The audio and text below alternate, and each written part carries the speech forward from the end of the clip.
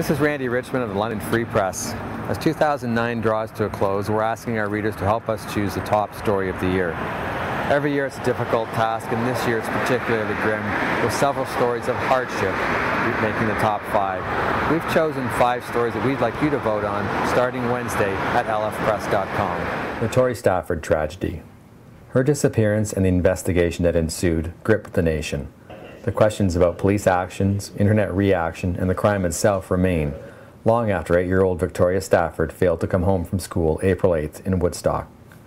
The many twists and turns of the investigation, from a grainy surveillance video of a suspect to a mysterious limousine ride for her mother, drew attention from media outlets across Canada, fueled wild speculation on the internet, and made America's most wanted television show.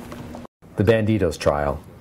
After 7 months of trial, it took a jury 14 hours to determine 6 men were guilty of first-degree murder in the deaths of 8 Toronto-area Bandidos in 2006. The trial, followed in print and online, including Twitter, provided not only the facts of the case, but also an inside look into the outlaw biker world and the extensive police investigation into one of Ontario's largest massacres. The e-health scandal. An internal audit at London Health Sciences Centre discovered Executive Diane Beattie broke hospital policies by giving $3.3 million in a series of untendered contracts to a former co-worker, Tom Vlasic of the Atwood Group, during a 4-year period. The ensuing scandal cost Beattie her job, with a $451,000 payout that caused its own stir, and sparked debate in the Ontario legislature as the province faced a burgeoning scandal over e-health contracts.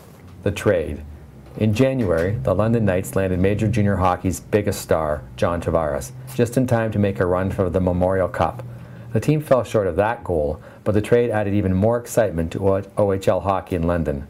Tavares, the all-time OHL goal scorer, was picked first in the NHL draft and is playing for the New York Islanders, where he was among the team's top point getters. The London transit strike. For 30 years there was outward peace on the transit front in London, but years of grumbling by drivers and others about losing ground compared to transit drivers in other cities exploded into a strike November 16th that left about 80,000 Londoners looking for other ways to get around the city. The strike lasted nearly a month, and the long-term effects remain to be seen. Remember, you can start voting this Wednesday on the top story of the year at lfpress.com. You can vote until New Year's Day. This is Randy Richmond of the London Free Press.